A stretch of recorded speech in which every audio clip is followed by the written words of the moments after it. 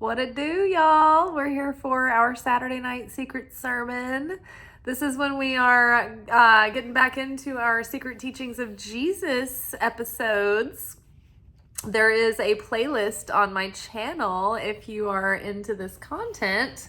You will find a million videos taking place in the Gospel of Philip.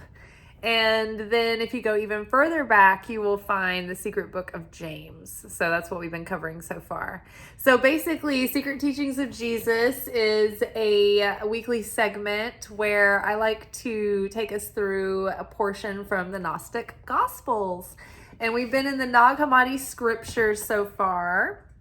And like I said, the first book we covered was the secret book of James.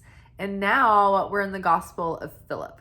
And I just really always wanted to read the Lost Gospels, Nag Hammadi scriptures, Dead Sea Scrolls, and I just didn't really know when I'd have time to do it. You know, you're just going to make yourself. And I was like, you know what? It's going to be part of the channel. We're going to do this together. And it has been so much fun. And I think it's one of everybody's favorites too. So love that.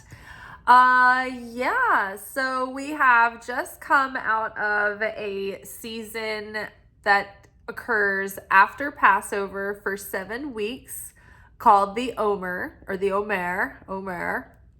And it is a time where our souls are tested on like every level. And so probably whatever the thematic like challenges for you in your life, like everybody's got things that are on brand for them. I think we're all starting to catch on to that, the idea of something being on brand for someone. And so, like, you probably have a few similar issues that have followed you through your life. And it might manifest in different ways, but there's probably like a couple, like 2 to 4 core issues, right? That they all kind of center around. So,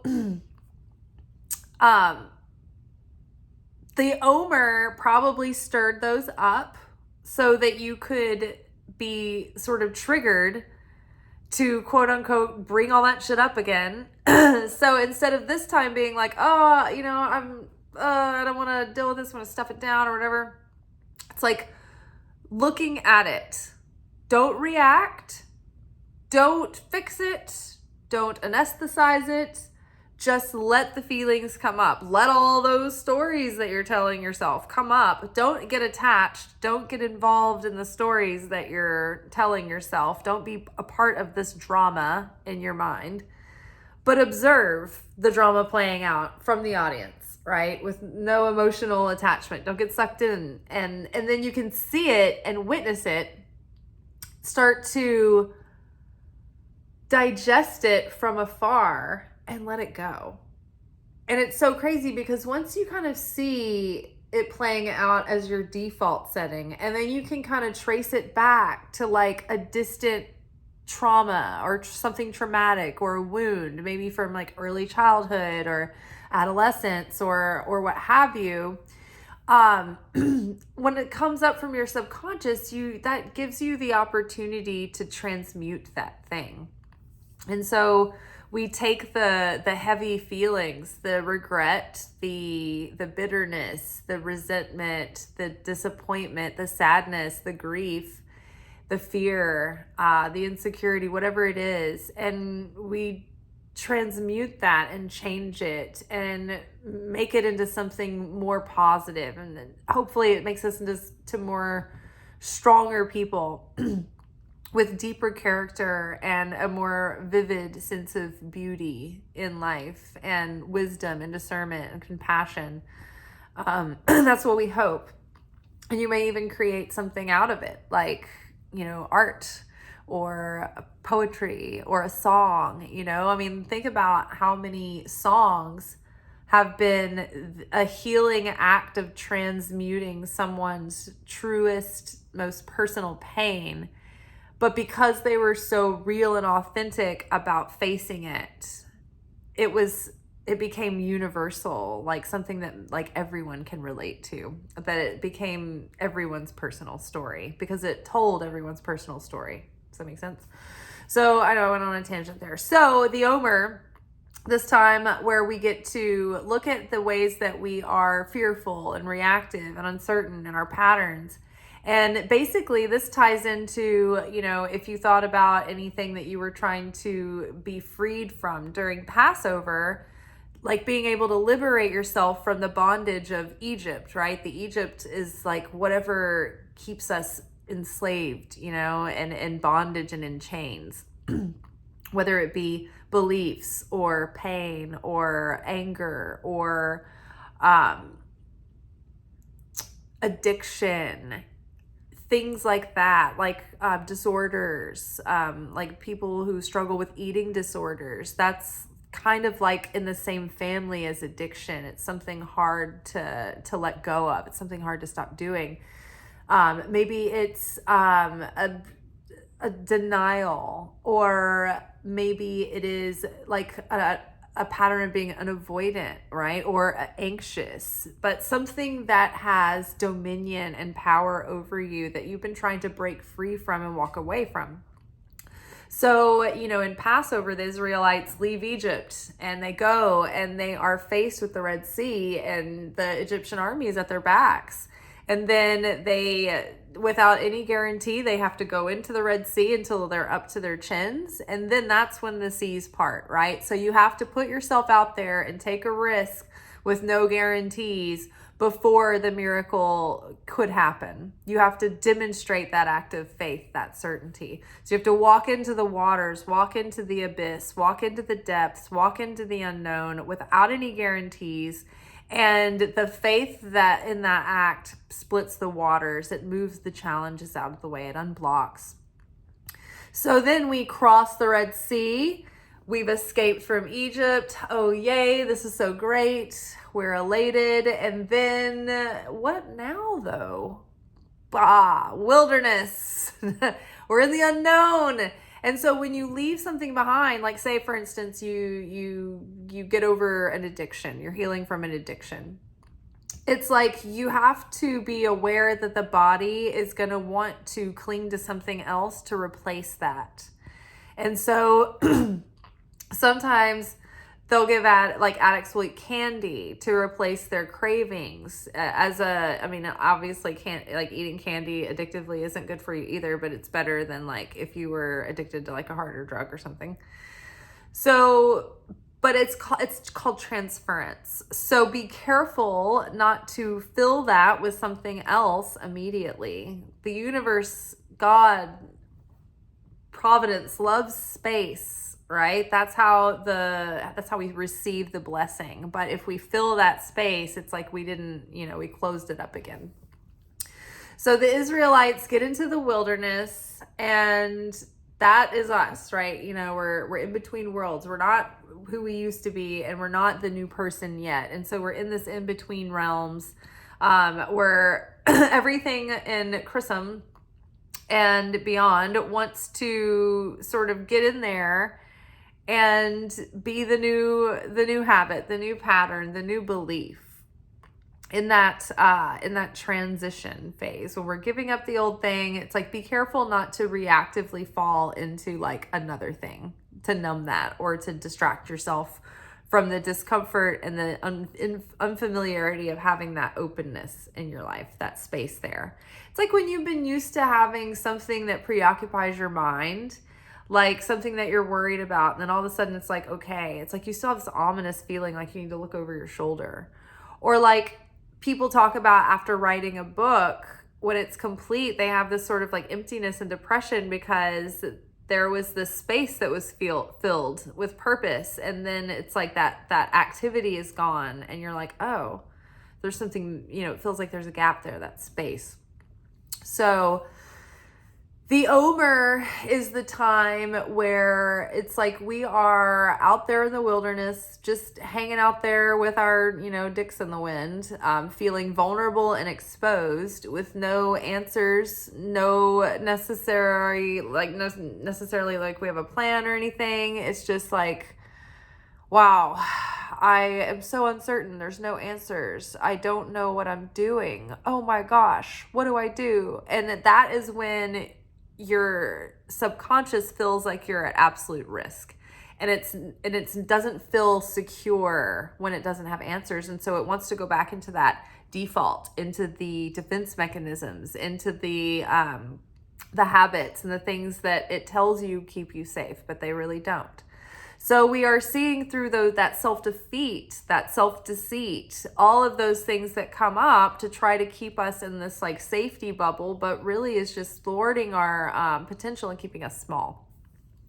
So the Omer is a time where we're like out in the wilderness and we are being challenged and we are facing our fears and hopefully rising above them. And maybe, not just our fears, but maybe our grief, our feelings of inadequacy, whatever it might be, our fear, lack, doubt, uncertainty, it's all there, right there, the wilderness.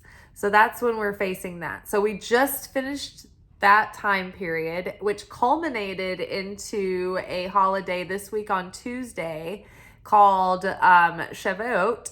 And this commemorates, it like connects us to there's like an open window of like a portal of energy in space and time that connects us to the energy that was being revealed to Moses and the Israelites on Mount Sinai, when like God made himself present in the mountains and gave Moses the 10 Commandments, and all these miracles were happening. And so this past week, we have, on the other side of all this challenge, all of a sudden been exposed to all of this radiance and goodness and miraculous energy. And it's the more that we offload our ego and all of that stuff that we've been trying to break away from since Passover, it's like the more we open ourselves up to miracles and just like a feeling of fulfillment. Like, I don't know if you guys felt a growing sense of, even in the midst of all of this, all the emotion that's always going on all the time, but did you have like brief moments of feeling like, wow, it just feels like everything's going to be okay. Like, I feel good. I don't know why, but I feel optimistic. I feel hopeful.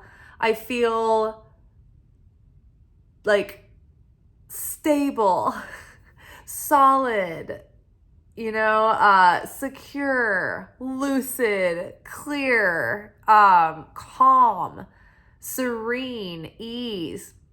And then maybe you had moments that followed that were like moments of like vulnerability where you're like all of a sudden like, oh God, everything is like, the illusion has creeped back in again of fear, lack, threat, right? And most of it has all been smoke and mirrors. So hopefully you saw glimpses of positive shifts and changes happening over the last couple of days, maybe major healing happening for you in different areas, or maybe like big breakthroughs and insights, and maybe you just feel better now. Maybe you're feeling more emotionally stable and sober than you ever have, and you don't feel so reactive, period. Maybe you feel like your nervous system is starting to become more regulated and you feel in balance and in harmony. So that's basically the big springtime fun times of the feasts and fasts of spring that have just finished, just in time to get us thinking about Rosh Hashanah coming up at the end of the summer. So yes, preparations for that will start in, I think, August. But for now, we'll take a breather. So getting into our portion tonight, now that we've caught up with our energy portal of time that's been opened up recently. Our portion is coming from the Gospel of Philip, and it is called True Flesh. And I will read you through this portion once or twice. The first time will probably be very choppy and poor. And then I will take you all line by line and we'll unpack it. And I'll just give you the downloads that are coming to me as I'm getting them. I'm not a theologian or anything. I'm just interested. So this is just for fun. We're just doing our best. Okay, true flesh. The master was conceived from what is imperishable through God. The master rose from the dead but he did not come into being as he was. Rather, his body was completely perfect. It was of flesh, and this flesh was true flesh. Our flesh is not true flesh, but only an image of the true. Okay, that was choppy, as I promised. We'll read it again. The Master was conceived from what is imperishable through God. The Master rose from the dead, but he did not come into being as he was. Rather, his body was completely perfect. It was of flesh. It was of flesh, and this flesh was true flesh. Our flesh is not true flesh, but only an image of the true. Let's see if we can read that one more time and make it sound like comprehensible. The Master was conceived from what is unperishable through God. The Master rose from the dead, but he did not come into being as he was. Rather, his body was completely perfect. It was of flesh, and this flesh was true flesh. Our flesh is not true flesh, but only an image of the true. Okay, so the Master was conceived from what is imperishable through God. Now, literally, they're making a reference to the fact that, well, okay, just if you're here and you're interested, just accept this as fact. But let's just assume that we are accepting, for the sake of this concept, that we believe that Mary was that Mary was a virgin, Jesus was born of a virgin, and Mary was immaculately impregnated. Okay, so the Master was conceived from what is imperishable through God. So Mary was visited by an angel that was like, hey, you're going to be the vessel of the light. Like, literally, you can give birth to the Savior and the Messiah, but we're going to have to, artificially inseminate you through heavenly test tube baby inception. And you're going to be pregnant. And it's going to be kind of a scandal. Are you in? And she's like, I was born to do this. Yeah, let's do it. I guess I can do this. So Mary agrees. And so she is made pregnant through miraculous means. So Jesus's literal DNA is not fully from two human beings, assuming that this is accurate. So the Master was conceived from what is imperishable through God. Now, the Master was conceived from what is imperishable. So perishable, think about milk. Milk starts to go bad. It starts to break down and decay. Meat, it breaks down, it decays, it starts to go rancid. We are meat, and we start to break down and decay and go rancid. And just being alive is basically just like a slow step by step march into the grave. From the moment we get here, we are perishable. We have an expiration date. We are not immortal. So the Master was conceived from what is imperishable through God. Now, the light is eternal. The light, our spirit, our soul is made of light. That goes on and on and on. It's eternal. It never dies. But the flesh, our meat, does start to decay and it starts to die. But it didn't have to be this way. It happened because our consciousness separated from the consciousness of the Creator. And we used to be in perfect union with the Creator. and in perfect faith and in perfect connection, and we realized who we truly were, 100% where we came from. We remembered the whole thing, and we felt perfect fulfillment and perfection, and our flesh was in a state just like the creator of eternal, ever-flowing unconditionalness. So in the Garden of Eden, Adam and Eve first, hold on, let's get our favorite. Where we go? We got to deploy chart. Chart is here.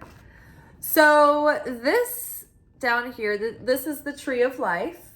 And these are the 10 dimensions of reality. These are also the 10, these are the 10 dimensions of reality, 10 dimensions of consciousness, the governing forces of reality, and the 10 levels of the Godhead. They're also referred to as the 10 luminous emanations, 10 Sphirot, but this is basically the blueprint of reality, the blueprint of the personality of God as we can conceive, and the blueprint of the human soul as a mirror image for God. So this is the tree of life. And down here, so up here, this is Keter. This is the primordial point where God is pure light, and all of the light of God is contained within this light, white light. Like, you know how if you send white light through a beam, like a beam of white light through a prism, that light is separated into its various hues that are on different spectrums of like their wavelength, right? So it separates the white light into its different colors, and they vibe at a different wavelength, and that's why they show up in the spectrum at different, like they can be all together, or when they're separate, they're different.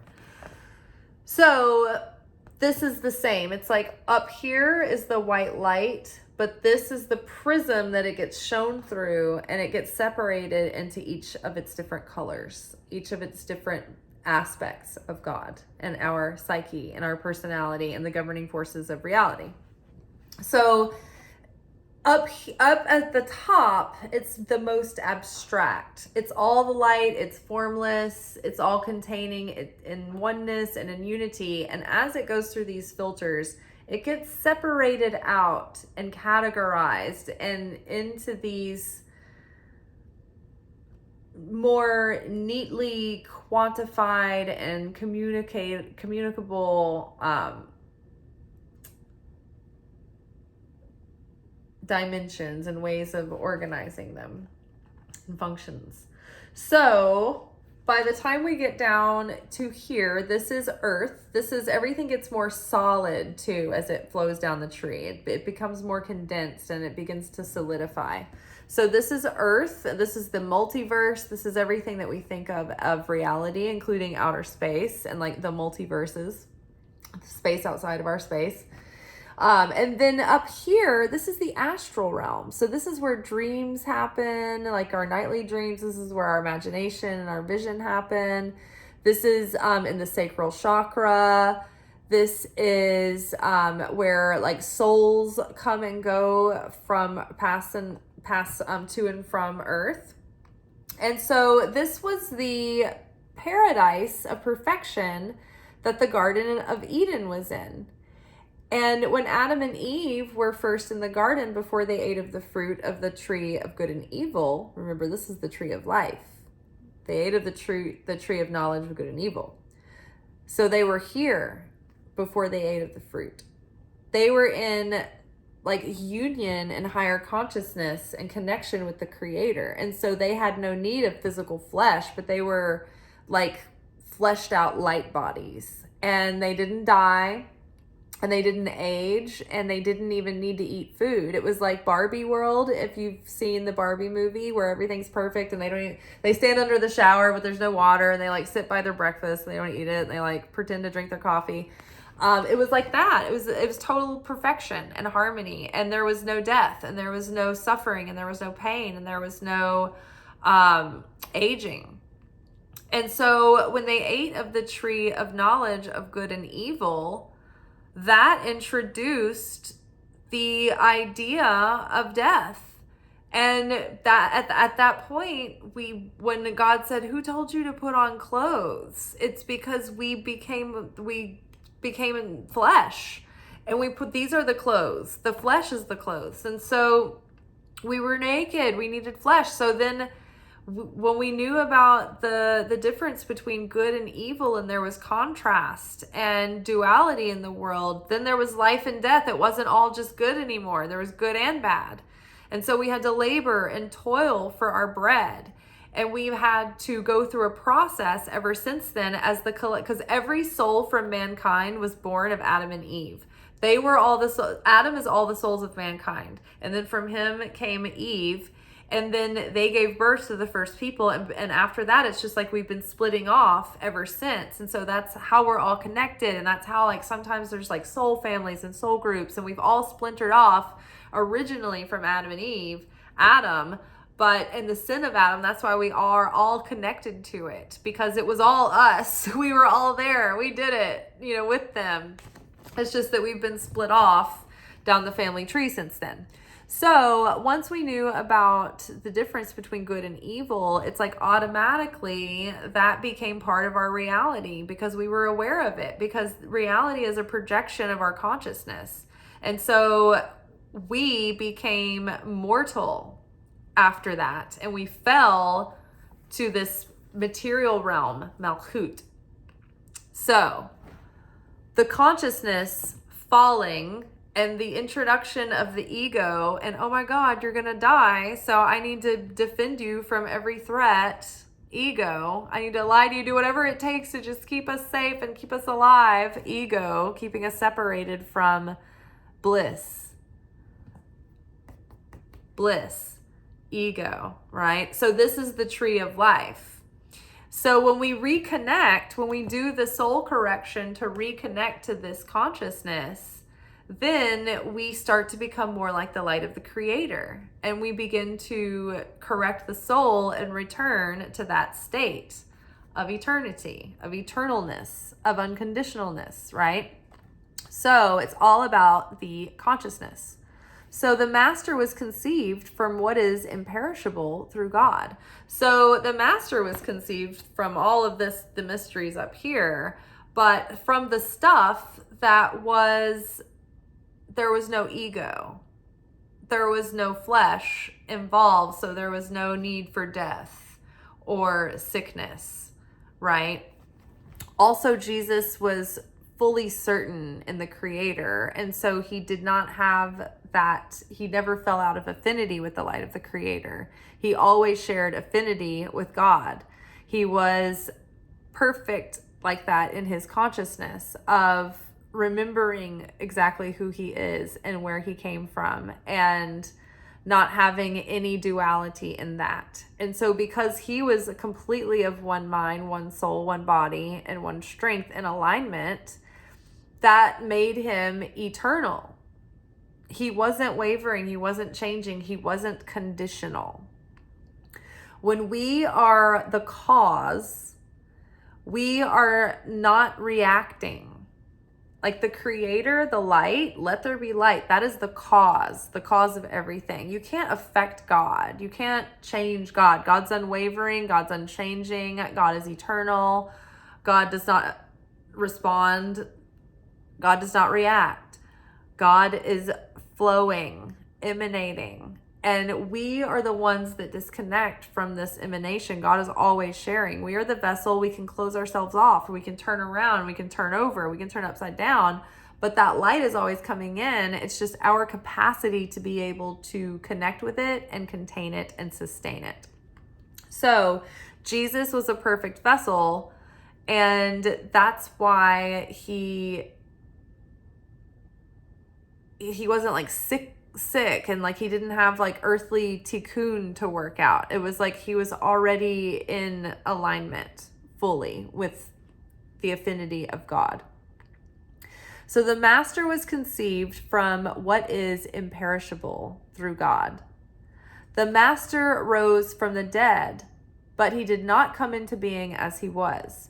So Jesus was resurrected before he died, meaning he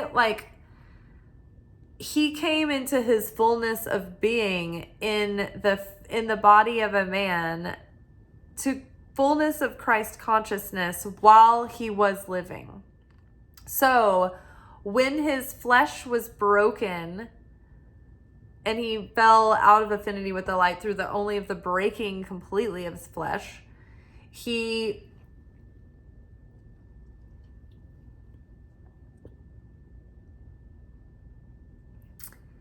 already resurrected in consciousness and spirit. He was already had dominion over life and death at that point.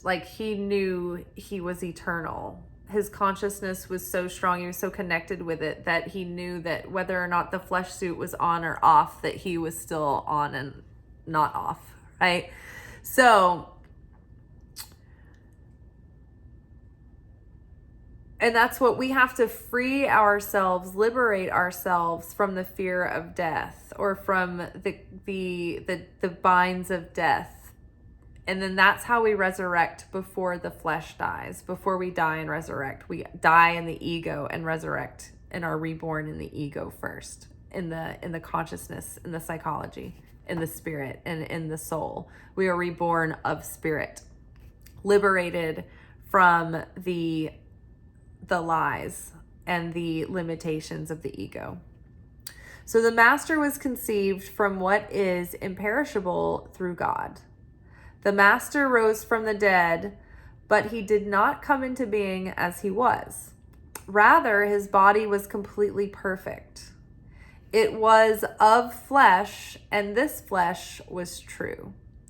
So when he actually did die of the flesh and come back from the dead, it was like he was complete in his cosmic sovereignty. And not only was he already a perfected vessel as animal, human man / divine man, when he overcame death and came back, it was like spirit had completely transformed his flesh. It's like when in woo-woo world, when we talk about getting this light body, and we talk about how it's almost as if as we raise in consciousness, the density of our body starts, it's like our body starts going through changes too, and we start lightening, and we start releasing a lot of toxicity and density. And I think that there's a physiological change happening on a quantum level in the cells, in the cellular structure, that creates a more eternalness to a human being. Have you ever heard about there's a few cathedrals in Europe, or maybe there's one or two, but they have these saints on display because they've been dead for hundreds of years, but they don't decay. And they just kind of never rot, or they do, but very, very, very slowly. Or maybe certain prophets in the Bible, they lived for hundreds of years, and they aged incredibly slowly, and they just kept living on and on and on. It's when they have resurrected, they have died to their ego flesh, and they've awakened to the truth of the spirit and the soul and who they are through a process. It's they start to rise above. They then become the master over their flesh, and not susceptible or as susceptible to death and decay. But as long as the consciousness stays there, it's the unconditional. When the more unconditional we are, that's where the eternal nature starts to become activated. So when we are affected by the outer circumstances, cause consciousness versus effect consciousness, right? So creator is the cause and we are the effect. And so we work on not being so affected by outer circumstance, right? Not making our inner peace and fulfillment conditional on outer circumstances or conditions, right? We need to be able to choose to feel this harmony and fulfillment and security and safety within the Creator at all times, and be able to like tap into that. That's the ideal. And that is unconditional. The more unconditional we are, the more powerful we are. It's the same if you're in a room full of people. If you can set your vibration and keep it, and you can maintain your consciousness and sustain that, you're going to be the highest vibrational influence, the strongest vibrational influence in the room. You're going to be the one manifesting things, because you're not wavering, you're not changing. Your signal is consistent, like the radio dial, dialing in. When it's broken and choppy, it's not getting a good signal, so it's not making the connection. So when people around are like, this is a perfect example, I work at a restaurant. So, you know, when business is slow, people are like grouchy and panicked, and they're like, oh my God, you know, and they're very reacting. And sometimes they take actions based on that. And when business is good, you know, then they're reacting to that too. And so it's like, it's such a great environment to practice these principles and then to observe them happening. But you have to be unconditional. I, in comparison, go into work with an unconditional attitude that I'm a professional. I'm going to work this many days a week. I need to average this much a day, and I'm going to take that away. And if I don't, I'm going to pick up more shifts. It's that kind of thing. It's like, and then usually I get what I expect.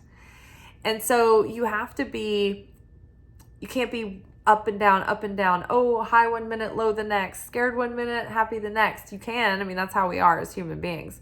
But it doesn't give you a strong signal to put out into the universe and manifest from. It doesn't give you a strong signal because you're conditional. Your happiness is based on condition. I'm not going to be happy until I get my way. I'm not going to be happy until I get this thing. I can't be satisfied until my channel is monetized. Like, I'm going to be obsessed over it every second until that happens, kind of thing. It's like, you have to be able to be in a state of fulfillment and blessed and certain and secure and inner peace and serenity with or without the conditions, with or without the circumstances, whether you win or lose, whether you get the thing or not, you know, whether it all blows up in your face or whether it works out. Like, you have to be able to be like, okay, either way. That's what makes you unconditional. That's what, like, because you're always certain that the Creator's got a plan, and that maybe I don't get what I want this time. That's not the certainty. I'm not certain it's going to work out. I'm not certain I have the answers. I'm not even certain I'm going to get what I want. But I'm certain that my soul is going to get what it needs to play out the process that it needs to ultimately come into its highest unfoldment, to the highest potential. Our soul is being given whatever it needs in the simulation in this Mario game to get us to our highest level. And so we have to be challenged, and we have to be shown our weaknesses, and we have to navigate through those and get stronger and change them and evolve. Yes. So the master was conceived from what is imperishable through God. The master rose from the dead, but he did not come into being as he was. Rather, his body was completely perfect.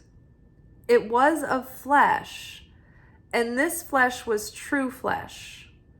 But our flesh is not true flesh, but only an image of the true.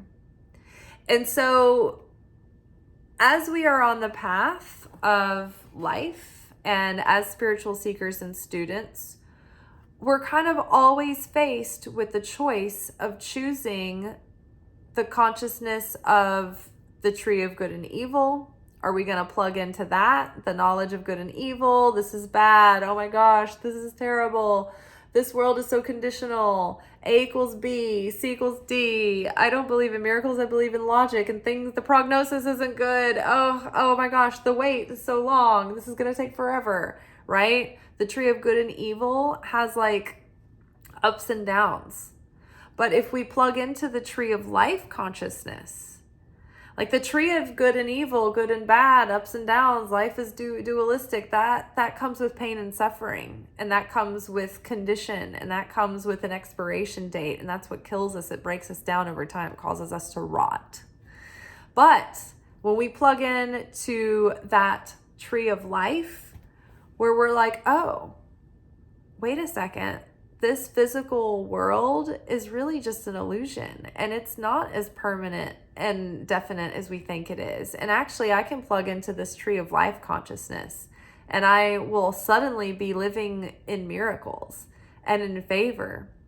And I won't have any use for any kind of illness because I won't need that experience for anything, and my body won't contain it. It won't host it because it won't have any affinity with that. It won't be in resonance. So the end of pain and suffering comes from when we can plug into the consciousness that keeps us connected to the Creator and the Christ consciousness. That awakening of the soul and the spirit actually corrects the flesh. And so the true flesh is that awakened spirit within who's living in a body and has actual dominion and sovereignty over their will and their mindset and their heart and their consciousness. And they can be like the Creator, and they can be certain in the Creator that the Creator is going to have a plan, and that the Creator can work through any situation. And as soon as we don't need the difficulty of the lesson anymore, the simulation will shift. It's just giving us what we need to awaken the revelation. And then we can embody that, right? But it's all about the consciousness. Are we plugging into the tree of life consciousness? Are we becoming more like the light of the Creator? Are we becoming better vessels to connect with that light that puts us in that life, that spark? So the Master was conceived from what is imperishable through God. The Master rose from the dead, but he did not come into being as he was. Rather, his body was completely perfect. It was of flesh, and this flesh was true flesh. It was of flesh, and this flesh was true flesh. Our flesh is not true flesh, but only an image of the true. And so we are not in that perfected state fully yet, but we are a mirror image of that. We're a reflection of that, but we're a work in progress. And so each of us have to do the soul correction within our own tikkune through a lifetime, right? There's different aspects of our consciousness and our, assignments through life after life after life that we're working out, right? And that we're playing out, and we're doing our part to take our portion of the density that is our rent on this planet. The only reason we're here is for the process of correcting the soul and awakening the consciousness, right? And making mistakes and going down the path and just like eking our way through it all. That's the whole reason we're here, right? So I feel like I lost my train of thought, but maybe I said everything I wanted to say. But yes, so we're here to go through the process of transformation and alchemy. And so we are given, each of us, this bit of density to transmute over our lifetime and our lifetimes. And it's our assignments while we're here. So yes, and then when we transmute that darkness, it's eternal. That's eternal. It's forever made light after that. When we can heal an ancient grudge or break, do that root work and break family curses and heal relationships within our family and our close friends, and we can overcome our anger and our bitterness and our prejudices and our judgment and our criticism and all of those things. It's like that's when we are connecting with that tree of life consciousness, and we are connecting with that everlasting life and that eternalness and having affinity with the light. Okay, and then that's the alchemy. It's when we turn the darkness into light.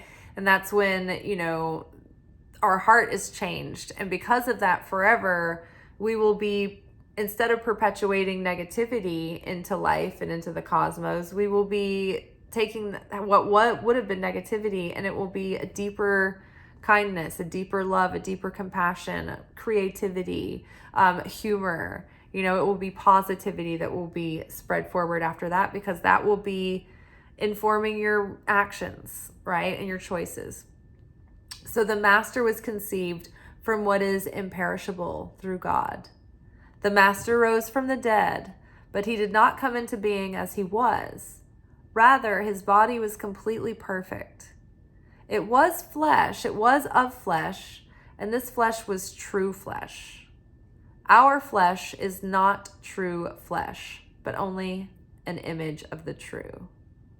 And so because Jesus was of that true flesh, it's like his spirit and soul and heart, mind, body, soul, and strength, they were all in union. They were all completely purified of negativity and fear and scarcity and lack and doubt. And they were made perfected because of that. So it took away any of the death, any of the darkness, any of the decay. All right, y'all, I am finished. I think that's it for tonight. We are at our average 45 minute episode time. Yeah, I'm gonna go take a shower and have some din-dins, and I will see y'all tomorrow for our weekly energy oracle forecast that we do on Sunday nights, looking at the spiritual weather for the coming 7 or 8 days. All right, y'all. Ciao. Peace be with you. Thank you for watching. If you enjoyed this video and you got something out of it, then please give it a like. Subscribe to the channel. Turn on notifications to be notified of when I drop content. Like the videos, comment, share them. Anything that you do helps these messages get out to other people who need them. So you watching a video and taking an action on it actually makes a positive difference in someone else's life.